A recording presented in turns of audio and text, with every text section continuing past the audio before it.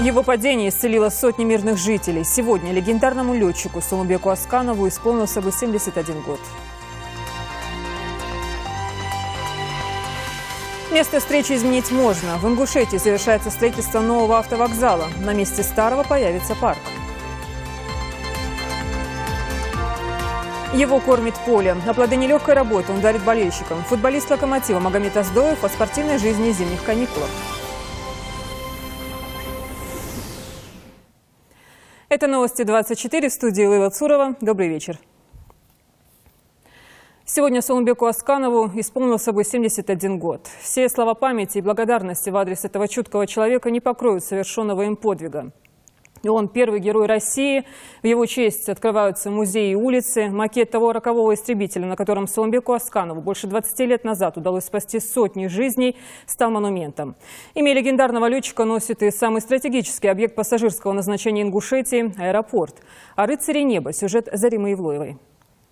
Сулумбек Асканов родился 8 января 1943 года в многодетной семье. Отец – участник Великой Отечественной войны, а мама удостоена звания «Мать-героиня». Детство будущего летчика было трудным. Когда он был еще ребенком, семья переехала в Казахстан, и лишь в 1957 году они вернулись в родное село Плиево. Сулумбек поступил в Грозненское ПТУ, одновременно стал заниматься в аэроклубе. Мечтал поступить в Качинское высшее военное училище летчиков. Поступил и окончил училище на отлично. Выпускника оставили там же летчиком-инструктором, а вскоре перспективного офицера направили в военно-политическую академию. Он один из первых среди советских летчиков освоил МиГ-29, истребитель 4-го поколения, на котором и совершил свой последний полет.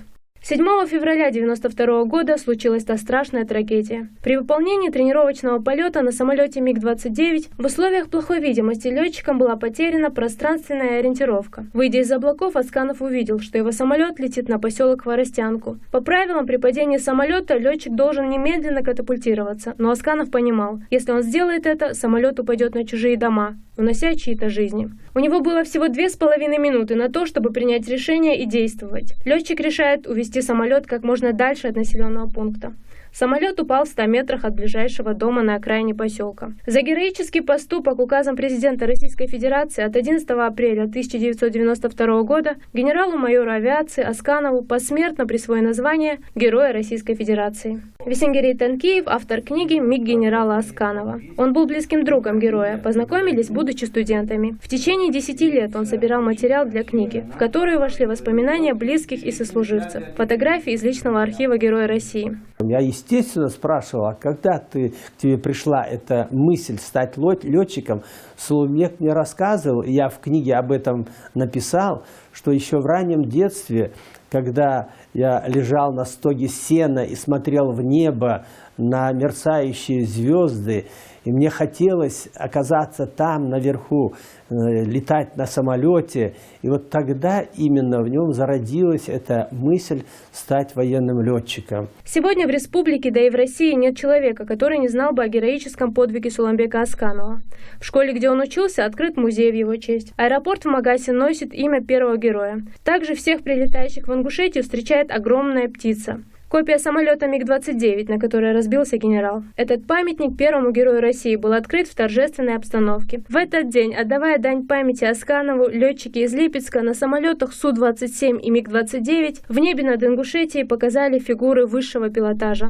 В 2012-м в Липецке делегация Республики Ингушетия во главе с Юнусбеком Евкуровым принимала участие в памятных мероприятиях, посвященные 20-й годовщине подвига Асканова. Там, на месте трагедии, установлен памятный обелиск, рядом с которым состоялся торжественный митинг. Искренне скорбим, но мы гордимся своим земляком, который показал, что он настоящий патриот своей родины, настоящий генерал, настоящий офицер. И он не посрамил честь наших предков, которые всегда служили во благо России. В Липецкой области летчика Асканова любят и уважают. Здесь имя героя вписано навсегда в историю. В честь своего героя местные жители назвали новую улицу и открыли патриотический клуб имени первого героя России. Я горжусь тем, что он был вашим народом послан к нам как образец мужчины, человека, командир, генерал.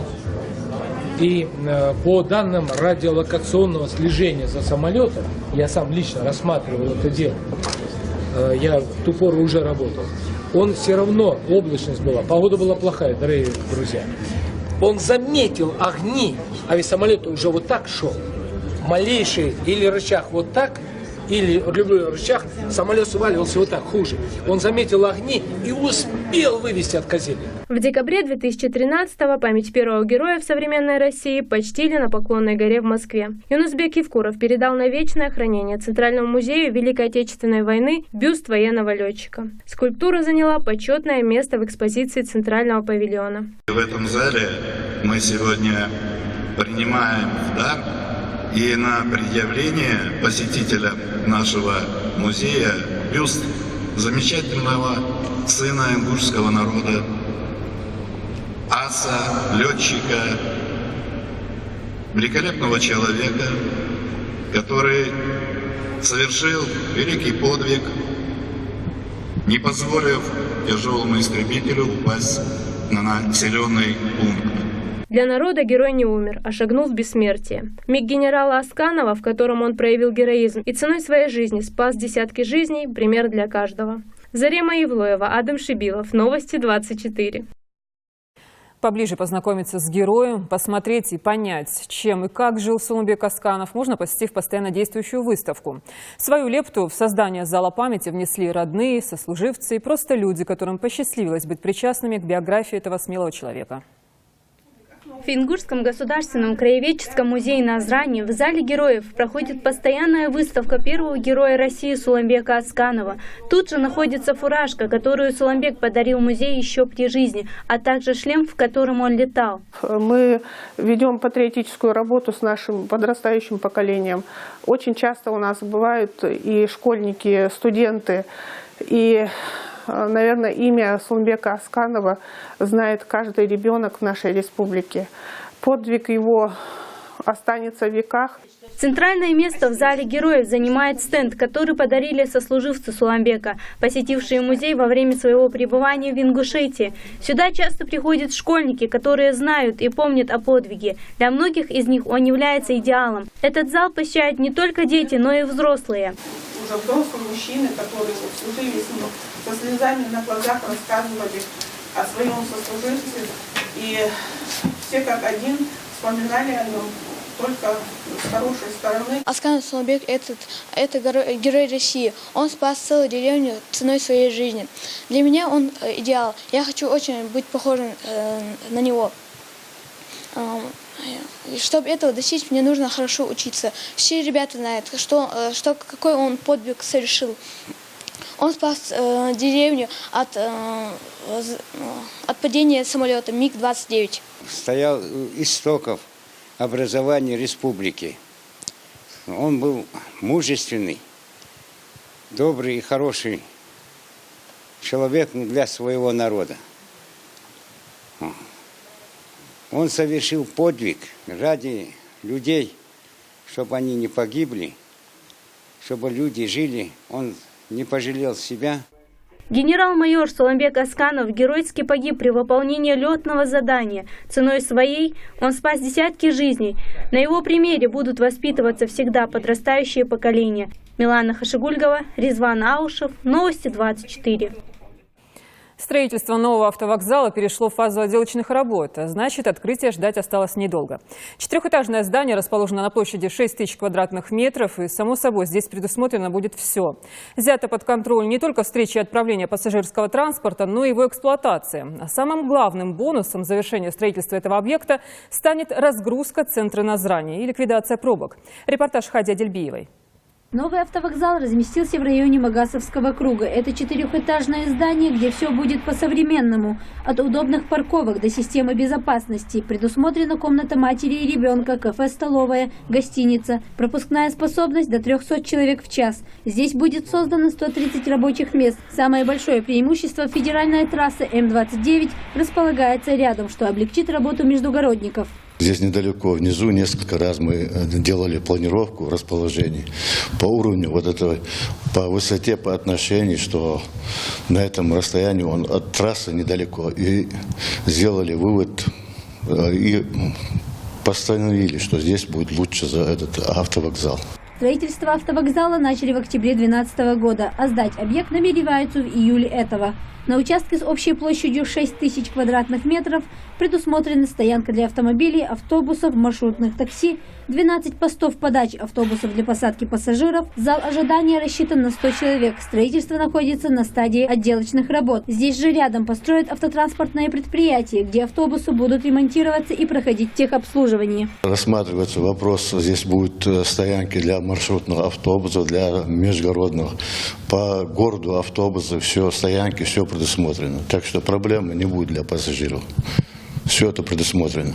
Назрановский автовокзал, построенный в середине прошлого века, не отвечает требованиям времени. Он находится практически в центре города, где дороги перегружены автотранспортом. Это центр города, получается, очень тяжело бывает автобусом выезжать вот на дорогу. Вот.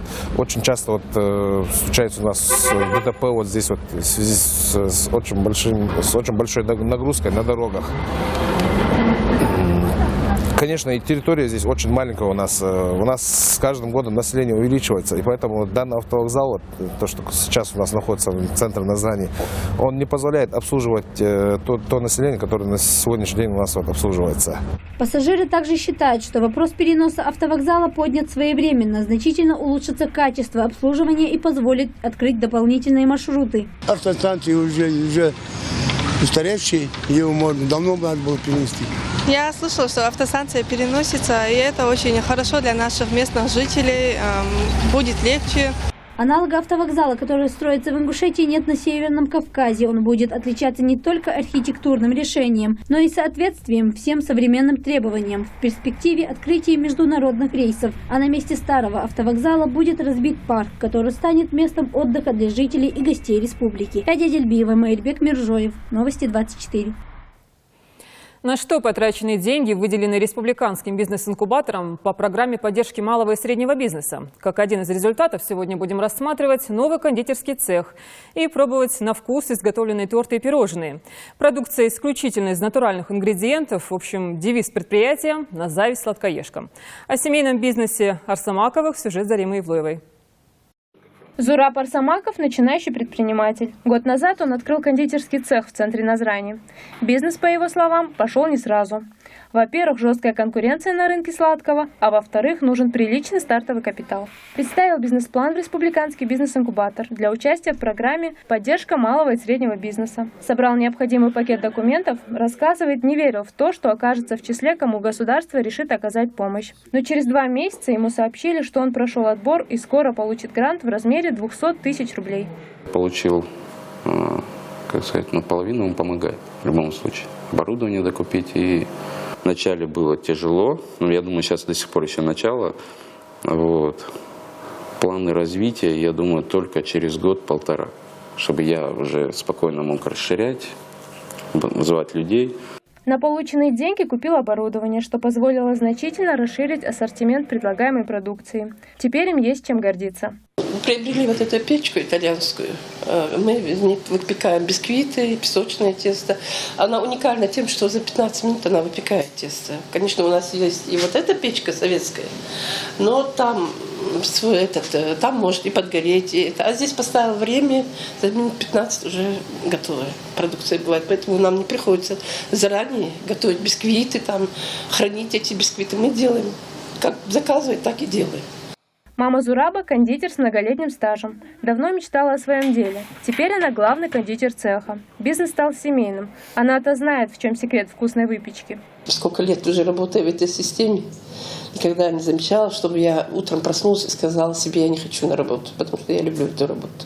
Продукция готовится исключительно из натуральных ингредиентов, чем семья гордится. Разнообразие выпечки радует покупателей. Покупаю торты. Торты бывают очень свежие и качеством я доволен. В планах перспективного предпринимателя расширять бизнес и открыть целую сеть кондитерских и кафе в каждом городе республики. Зарима Ивлоева, Рахман Цуров. Новости 24. Он яркий игрок и, несмотря на свою молодость, уже стал гордостью не только земляков, это естественно. Он признан надеждой элитных команд российского футбола. Все это о Магомеде Оздоеве. Травма ноги немного притормозила реализацию спортивного таланта и здоровых амбиций на зеленом поле, но это явление временное и, как выяснилось, краткосрочное. Сейчас футболист в полном порядке и вскоре опять ринется в бой. Ну а в момент отдыха на родине Магомед активно занимался благотворительной деятельностью и поддержкой юных спортсменов. До отъезда наш корреспондент взял у него интервью.